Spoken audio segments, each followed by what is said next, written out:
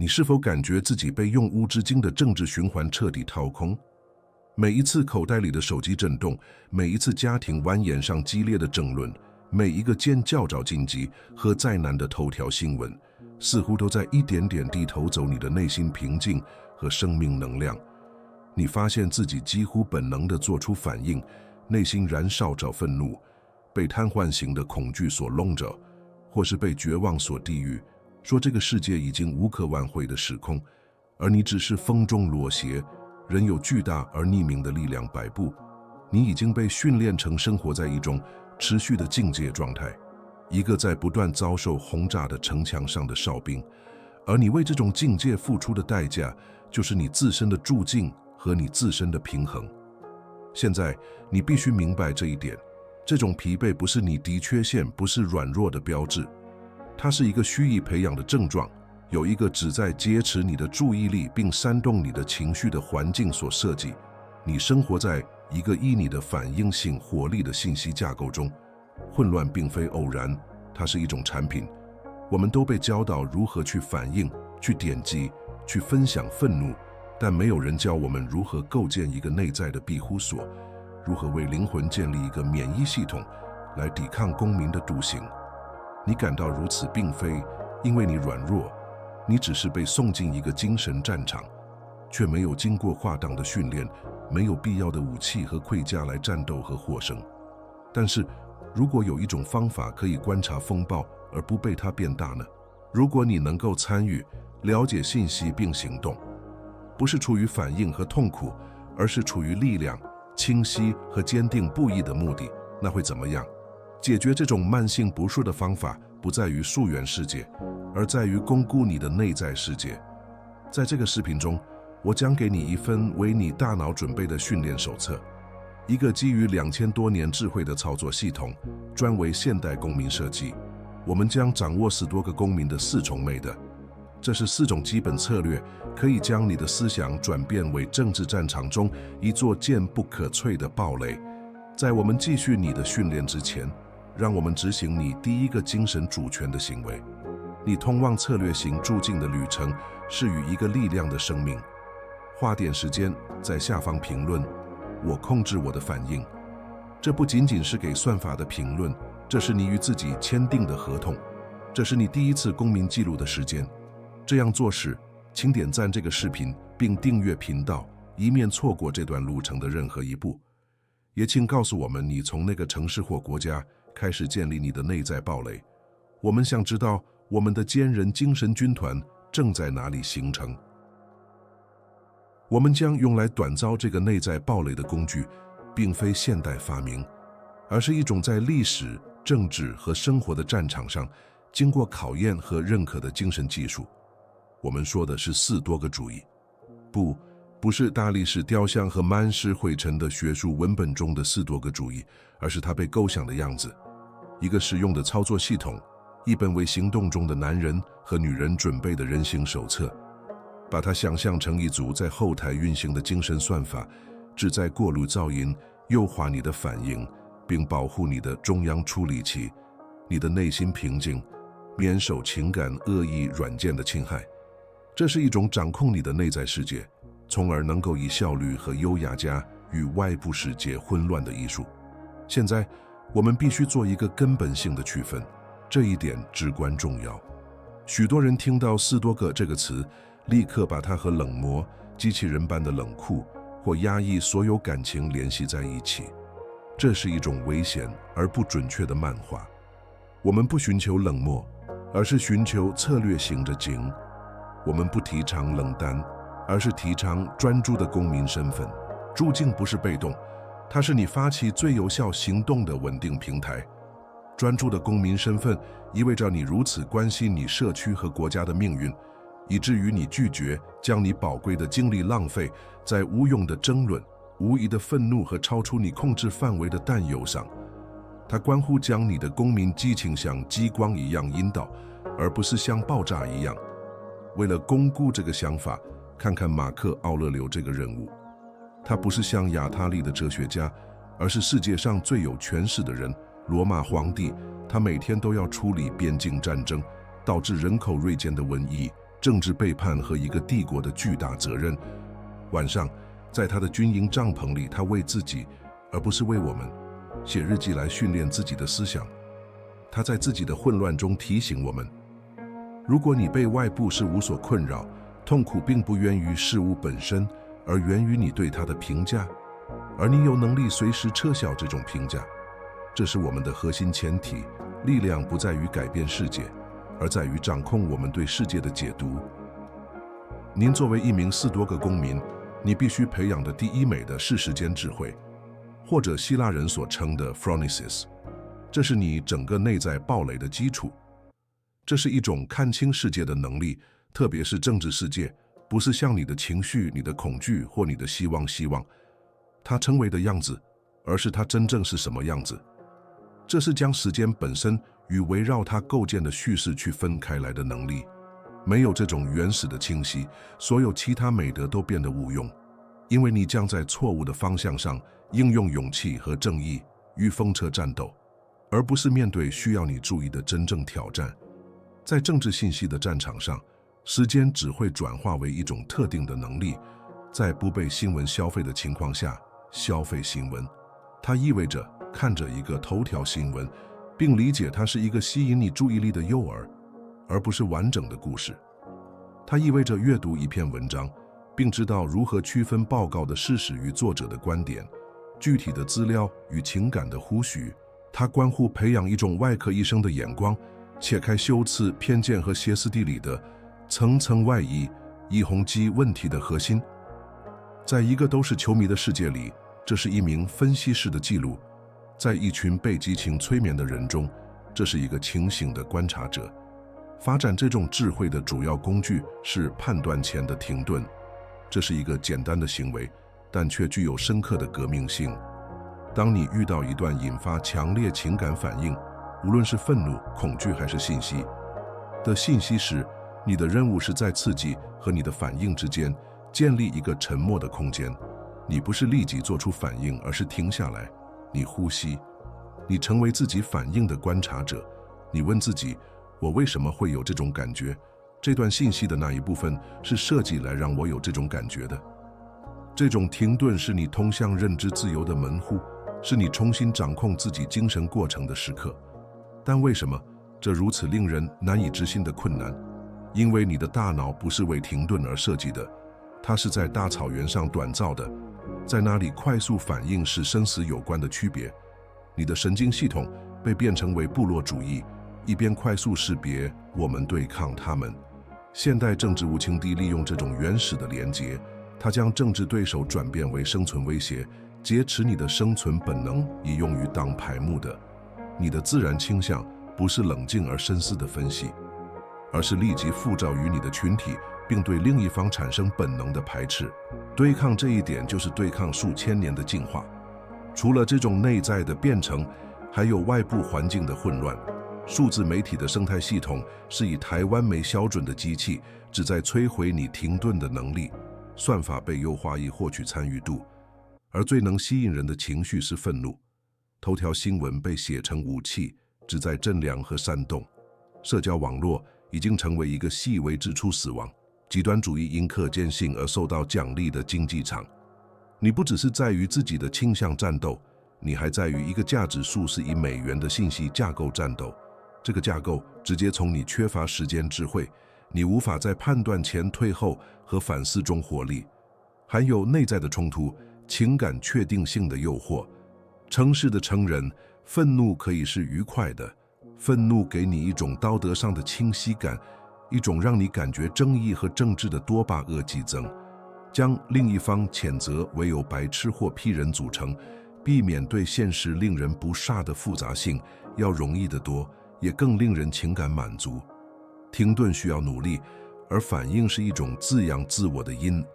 放弃这种即时满足，以换取更困难和好事的清晰，是4多个公民旅程中最大的挑战之一。为了赢得这场战斗，将你的思想想象成一个坚固的城堡，而你是统治它的皇帝或女皇。每一条新闻，每一个社交媒体帖子，每一个评论员的观点都是一个到达你大门的信使。反应迟钝和软弱的统治者对每一条新消息都感到恐慌。他听到入侵的谣言，立即拉响警报，耗尽他的部队，在他自己的城墙内制造混乱。明智的统治者，4多个公民行动方式则不同。他接待信使，感谢信息，但不允许他通过主门。你的任务是训练你的守门人，你意识的守护者。这个守护者不是愤世嫉俗，而是持怀疑态度。他有一个严格的协议：当一个新使、一条新闻到大事，他会提出基本问题，然后才允许信息影响内在的王国。这个来源可靠吗？这条信息背后的意图是什么？是统治还是煽动？这是完整的故事，还是一个旨在引发反应的片段？以最有用和最优美的方式解读这条信息是什么？只有通过这种严格审讯的信息，才能影响王国的策略。其他的都被平静地打发走了。想象2个公民并排坐着，他们都受到了手机上关于一个有正义的政治新闻的相同通知。第一个反应性公民感到血液沸腾，他立即打开社交网络，发表一条愤怒的评论，卷入一场无意的争论。这消耗了他的下午，并破皮了他的情绪。他的平静被偷走了。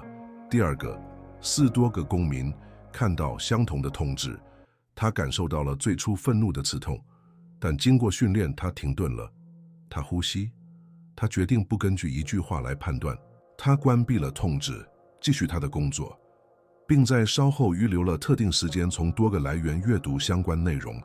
他保留了他的精力和他的平静。通过联系停顿和提问，你获得了一种当今少有人拥有的力量状态，认知主权。你不再是别人游戏中的主子，一个情感支线被媒体大亨和政治操作者拉动的木偶。你成为你自己的精神宇宙的主任。你的注意力，你最宝贵的情感，变成了一种你可以分配的资源，而不是不断被偷走的东西。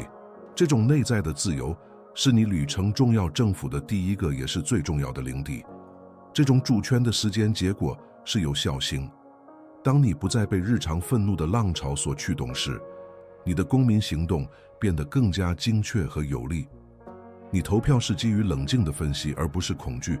你参与对话是为了理解和建立桥梁，而不是为了赢。你将精力引导到地方形和有心性的行动上，在那里你可以看到真实的结果，而不是在数字的虚空中大喊大叫。时间值会不会使你变得被动？它会使你成为对抗非理性的一把更精确和更致命的武器。因此，第一美的不是关于变得冷酷或疏远，恰恰相反，它是如此关心真相和有效性，以至于你拒绝被数字洞穴墙上的影子所欺骗。时间只会是在政治混乱制造的黑暗中点燃自己的火炬，相信自己的光的益处。这是最高水平的智力参与，是建立优美的和坚韧的公民身份的基础。掌控这一点，你就已经比大多数人更强大了。一旦你学会了清晰地看待世界，第二美的正义就成为你的导航工具。当4多个主义者谈论正义时，他们不只是指法律和法庭，他们谈论的是更深层次的东西，一种坚定不移得到的政治，在所有互动中以正确和公正的方式行动。这是你的内在罗盘，无论公共舆论的风暴或你自己群体的压力如何，它都让你保持在美德的道路上。这是一个决定，即使你周围的世界似乎在奖励相反的行为，你也要做一个善良和正直的人。在政治背景下，4多个正义是你对抗盲目当派主义毒药的解药。它要求你根据普遍原则、真理、公平、理性，而不是对某个政党、某个候选人或某种意识形态的忠诚来形成你的观点。4多个公民不将他们的良心外包，他不会仅仅因为他那一方支持一个想法就接受他为好，也不会仅仅因为另一方提出了他就拒绝他为屁。他通过自己道德原则的透镜分析每一个问题，成为一个主权的道德代理人，而不是意识形态军队中的步兵。这种伟大的美德体现在小的行动中，正义体现在你辩论的方式中。你是攻击论点而不是攻击人吗？你在批评对手的立场之前，是否公正地呈现了它，还是把它变成了一个漫画来方便攻击？正义体现在你分享信息的政治性中，在传播与你的偏见相符的东西之前核实事实。它体现在对待每一个人的基本尊严中，即使是那些你深深不同意的人。认识到在左派或右派的标签下存在着共同的人性火花，这里的内在冲突是巨大的，因为归属感是人类心理中最强大的力量之一。简单的接受你群体的全套信仰，要容易得多，安全得多，舒适得多。只依你自己部落的教条，会冒着被排斥的风险，被贴上叛徒或不是我们中的一员的标签。对社会排斥的恐惧，常常是我们沉默活泼，是我们遵守，从而背叛我们自己的原则。斯多个正义需要有必要的勇气，肚子一人捍卫正确的事情，而不仅仅是在你的圈子里受欢迎的事情。除了社会压力，还有复杂性的负担，对经济、健康或外交政策等主体形成一个真正公正和基于原则的观点，需要工作、学习和承认自己物质的谦逊。当派主义提供了一个诱人的捷径，他给你一套预先批准的观点，为你节省了批判性思考的努力。选择正义的道路，就是选择更艰难的道路，是致力努力和个人责任的道路，而不是羊群心态的便利。他要求你对你的每一个信仰负起全部责任。现代政治环境通过系统的妖魔化加剧了这种冲突。我们消费的叙事很少将另一方描绘成拥有不同价值观和有限实相的人，他们将他们描绘成天生邪恶、腐败或愚蠢的人。当你相信你的对手是邪恶的化身时，将普遍的正义原则应用到他们身上，似乎不仅没有必要，而且是危险的。斯多个正义迫使你拒绝这种简化叙事，并认识到美的和恶习、智慧和物质遍布整个政治光谱，包括你自己的那一方。在这里，内在罗盘的隐喻成为你最重要的工具。想象自己在一场政治风暴的中间，从四面八方大喊大叫的制图士、媒体专家、政客、影响者，试图给你他们的地图，每一张都显示着一个不同的方向，每一张都声称是通往安全的唯一道路。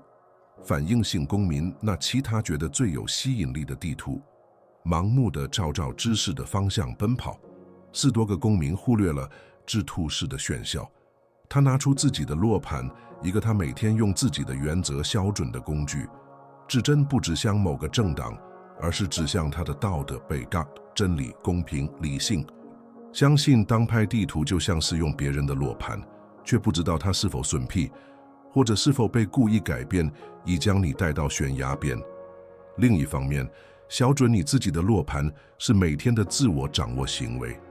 这意味着阅读，这意味着倾听你不同意的观点，它意味着反思你的基本价值观，并质疑你当前的政治观点是否真正与他们对齐。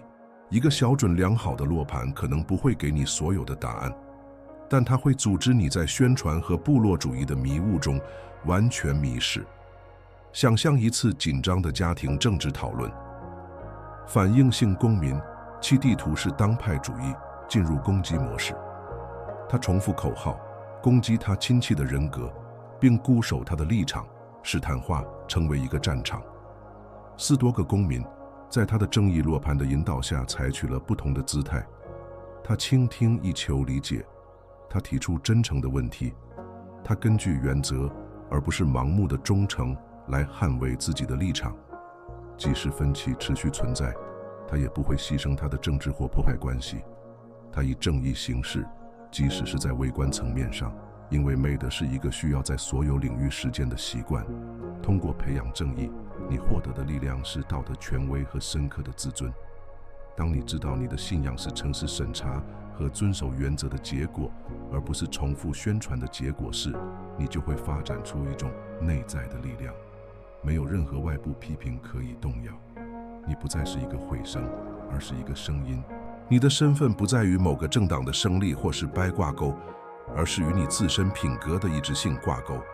这种政治在一个不断试图让你失衡的世界中成为心理稳定的来源。在实践中，这意味着你的公民行动获得了一种强大的连贯性。你的投票、你的评论、你的捐款、你的谈话，一切都源于一个核心的价值观，不再有在公共场合捍卫你在私下之一的东西的认知失调。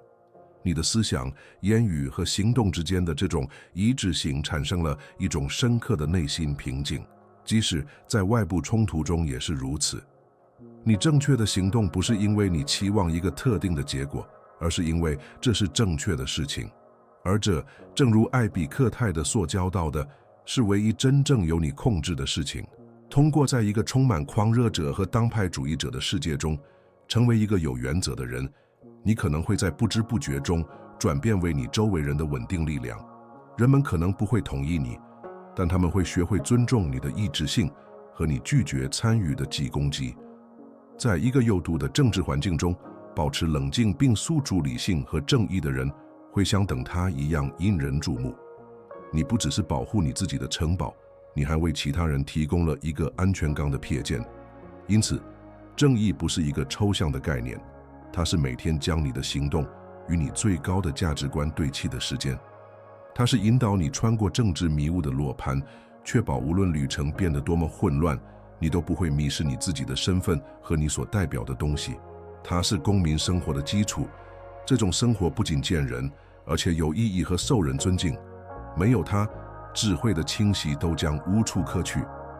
中场号召，你已经到达我们训练的重点，并正在用智慧和正义的美德来建立你内在堡垒的基础。如果你正在感受这些思想的力量，并且认真对待成为一名4多个公民，现在是神化你承诺的时候了。对于真正的实践者，我们创建了一个名为《现代4多个手册》的播放列表，其中包含更多强化你思想的工具。将此时为你训练的下一个层次，点击描述中的连结或上面的卡片，将其添加到你的图书馆。不要打断节奏，记录需要一致性，继续你的路程，成为你住进的建筑师。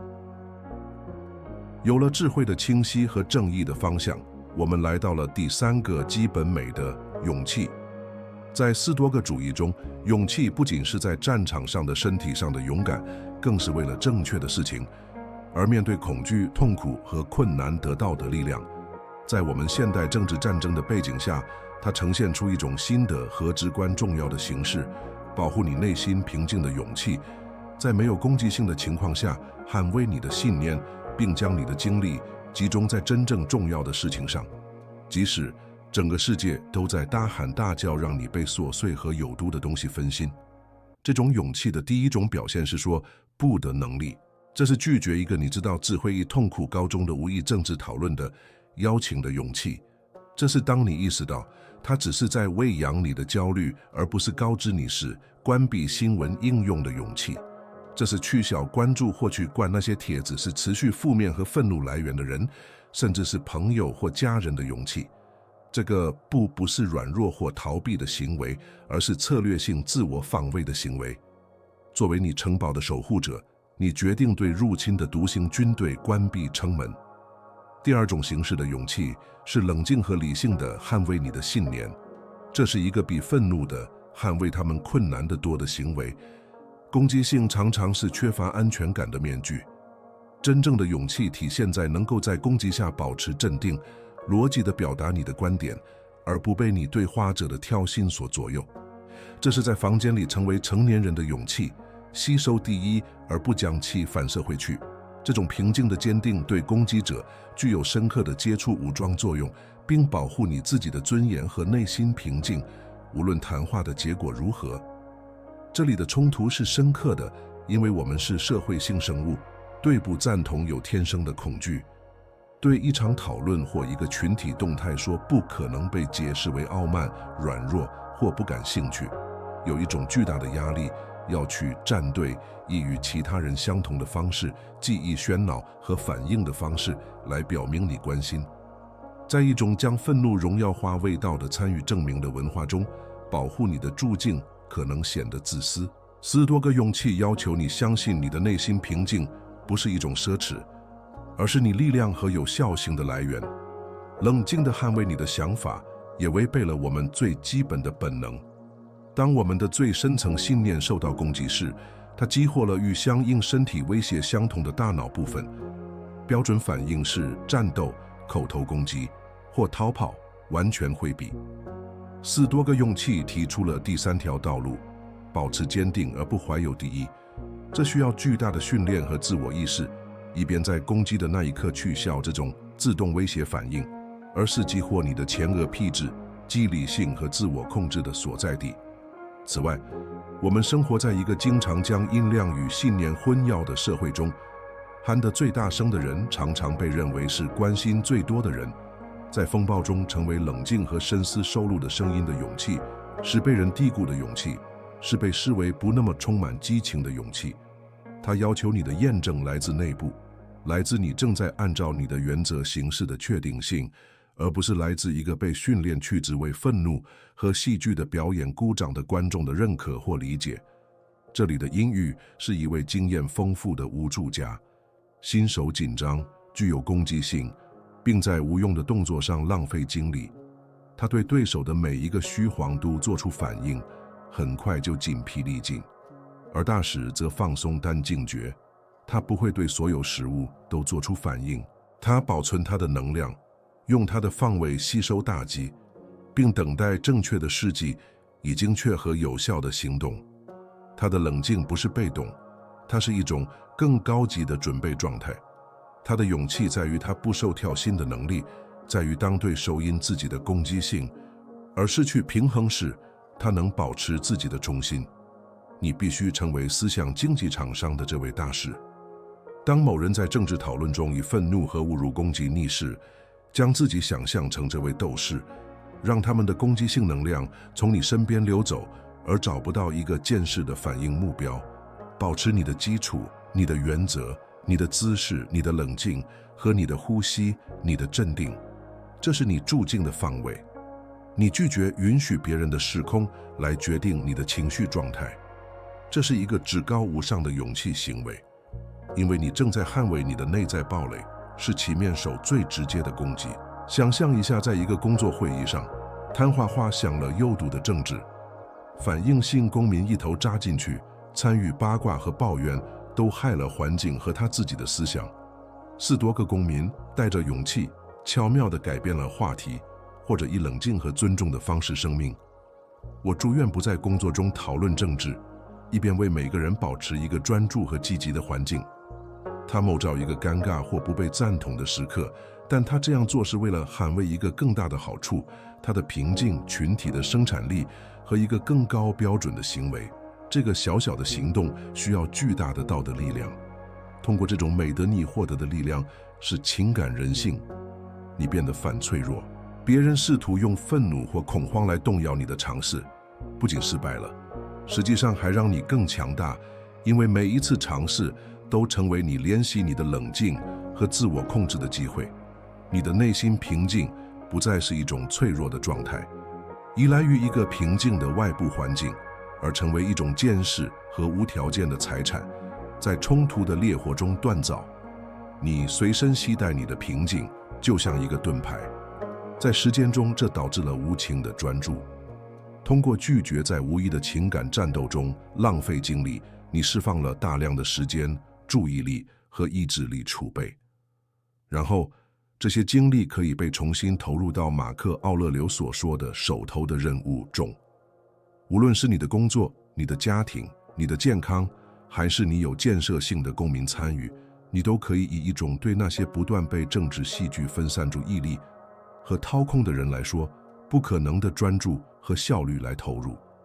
最终，斯多葛勇气是划定你自己的展现的勇气。这是指在你认为重要的战争中，以你设定的条件去战斗的决定。这不关乎多比世界，而是关乎从一个不可动摇的力量和政治的位置与它接触。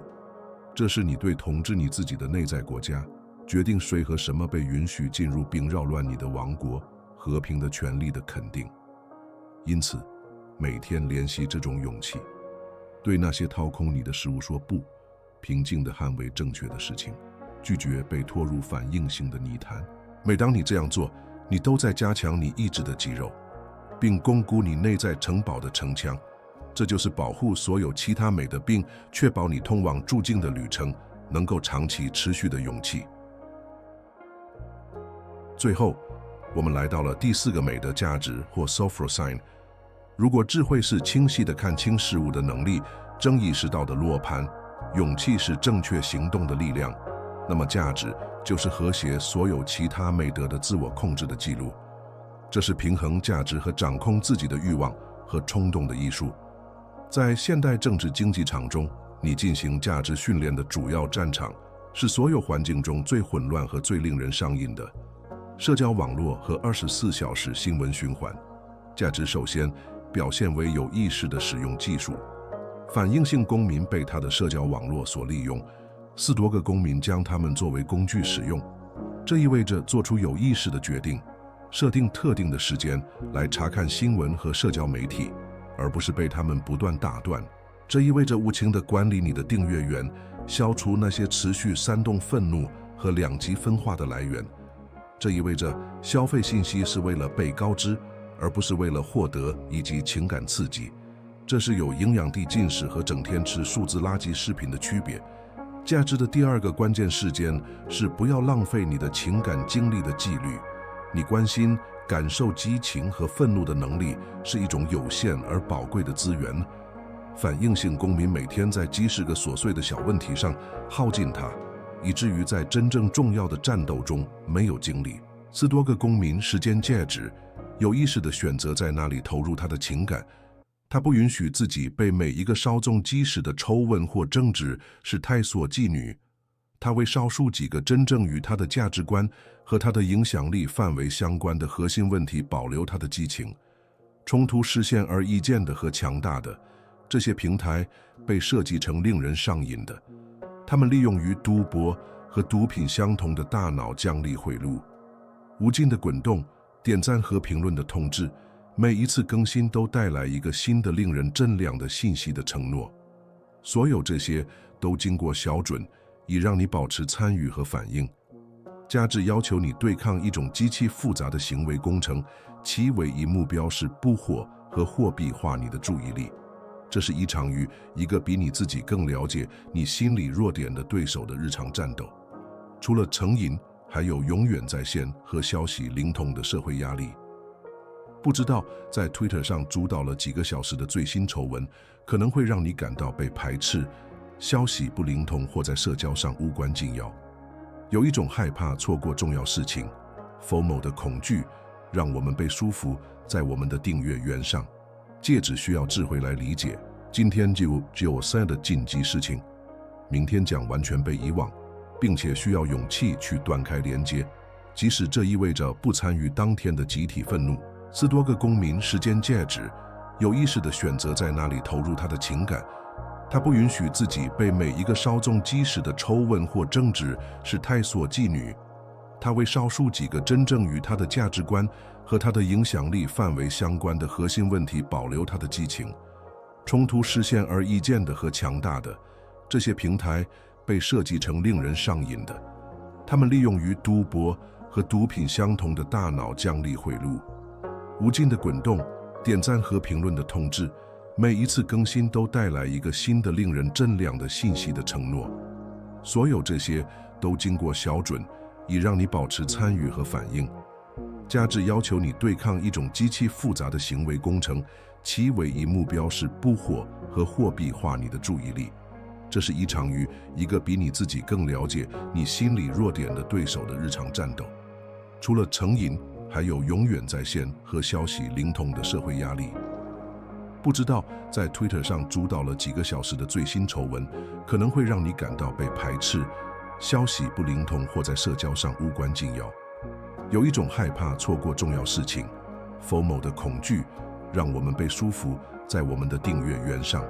戒指需要智慧来理解，今天就有3的紧急事情，明天将完全被遗忘，并且需要勇气去断开连接，即使这意味着不参与当天的集体愤怒。在内部，挑战是表达每一个观点，纠正我们在网上看到的每一个错误的愿望。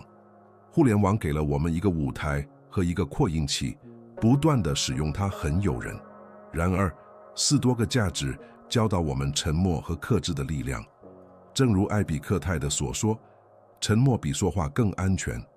通常，对在线条性或令人愤怒的新闻的最强大和最明智的回应，不是口头反击，而是有记录的沉默。这是拒绝将你的能量给予不值得的东西。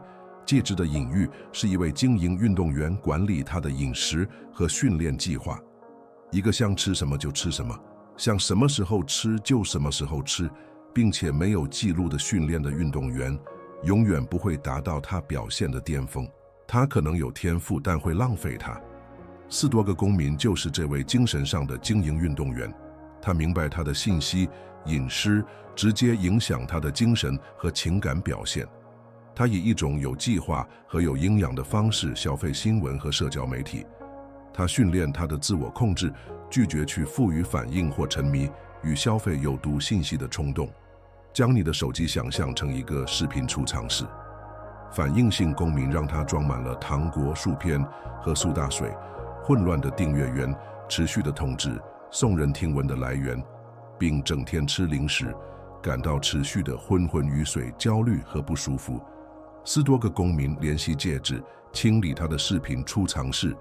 他只用健康和有营养的食物、高质量的来源、深思熟虑的通讯、深度的播客来填充它。他在有规律和设定的时间带着一图警示，结果是一个身体和思想以最佳的能量、清晰和健康运作。想象一下场景，一个巨大的争议在网上爆发，订阅院一片火热。反应性公民沉浸其中，花几个小时阅读愤怒的评论，与陌生人争论，感觉他的焦虑和挫败感每分钟都在增加。他睡得很晚，思绪飞快，心情沉重。斯多葛公民看到了相同的正义，他承认它的重要性，但不是沉浸在混乱中。他阅读一两篇来自可靠来源的长篇报道，形成一个初步观点，然后关掉手机。他去和家人共进晚餐，看一本书，并安详地入睡。他了解了情况，但没有被污染。这就是戒指在行动。通过戒指，你获得的力量是清晰和持续的专注。通过掌控你的数字冲动，你重新获得了对21世纪最稀缺资源的控制，你自己的深度注意力。这种注意力是一种超能力，它让你学习复杂的技能，建立有意义的关系，并做高质量的工作。这对于那些生活在持续分心状态的人来说是不可能的。你成为一个创造者和一个代理人，在一个被动的、反应性的消费者世界里。时间结果是你的数字生活为你服务，而不是你成为算法的奴隶。